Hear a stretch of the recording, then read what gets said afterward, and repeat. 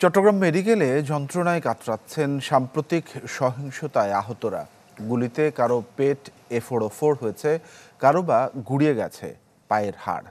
চিকিৎসাধীন বেশিরভাগই খেটে খাওয়া মানুষ, জীবন শঙ্কা ছাপিয়ে যাদের বড় দুশ্চিন্তা সংসারের বোঝা।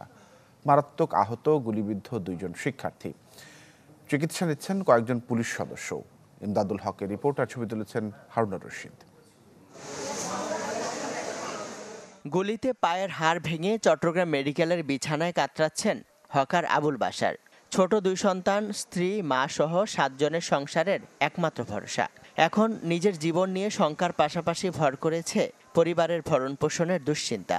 আমার মেয়েটাও এখন অসুস্থ আছে 2 দিন। এখন মানে ওরা যে ওষুধ কিনে দিব এই ক্ষমতাটাও তো নাই। এখন আপনারা সবাই যদি কত সহযোগিতা করেন।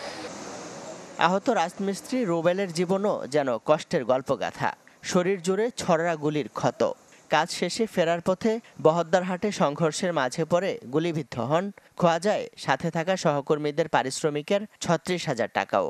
এই যে মেডিকেলে আজকে 17-18 হাজার টাকা গেছে আমার 12-13 দিনে। আমার কাছে কেউ 1 টাকা দেয়। এই যে আমার যে আহত হয়েছি, ভারী ধরনের কাজ করতে পারবো আমি। অভাবের সংসারে হাল ধরতে ছোট্ট বয়সেই কাজে যোগ দিতে হয় শিশু সুজন আর আলাউদ্দিনকে। কিন্তু সাম্প্রতিক সংঘর্ষের মাঝে পড়ে আলাউদ্দিন পেটে আর সুজন পায়ে গুলিবিদ্ধ হয়ে শয্যাশায়ী। গুলিবিদ্ধ হয়ে হাসপাতালে কাতরাচ্ছেন চট্টগ্রাম কলেজের শিক্ষার্থী জিয়াউল হক এবং ইসলামিয়া কলেজের ইয়াস। আমার সামনে একজন গুলি খাইছিল, ওরা আমি কান্দে করে বাঁচাইতে গেছি, দেখতেছি যে আমার এখানেও ব্লাড পড়তেছে। কষ্ট তো পাইতেছে, ছেলেও পাইতেছে, আমিও পাইতেছি। আজকে আমি এখানে প্রায় 11-12 দিন মধ্যে রাইতে দিন আমার তো মানে ফরা দেওয়া লাগতেছে।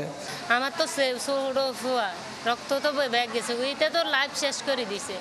যে প্লেটগুলো বের করা সম্ভব এগুলো বের করেছি, প্লাস হচ্ছে অনেকের উন্ড আছে, যে উন্ডগুলো হয়েছে এগুলো রেগুলার ড্রেসিং করা হচ্ছে, উন্ডগুলো ভালো আছে।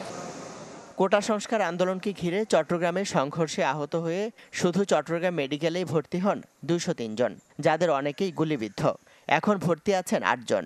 আহতদের মধ্যে শিক্ষার্থী ছাড়াও বড় অংশ পথচারী, যাদের অনেকেই খেটে খাওয়া মানুষ। আমাদের ডাক্তার, নার্স সবাই পর্যাপ্ত পরিমাণ ছিল এবং আমাদের স্টোর খোলা ছিল। আমাদের স্টোরে পর্যাপ্ত পরিমাণ ওষুধ, যে ওষুধগুলো নেয় ওগুলো আমরা বাইরে থেকে লোকাল পারচেজ করে দিয়েছি। আহতদের মধ্যে আছেন আইনশৃঙ্খলা বাহিনীর সদস্য। এই সংখ্যা 64, যার মধ্যে 5 জন চিকিৎসাধীন বিভাগীয় পুলিশ হাসপাতালে। তাদের অবস্থা এখন শঙ্কামুক্ত বলছেন চিকিৎসকরা।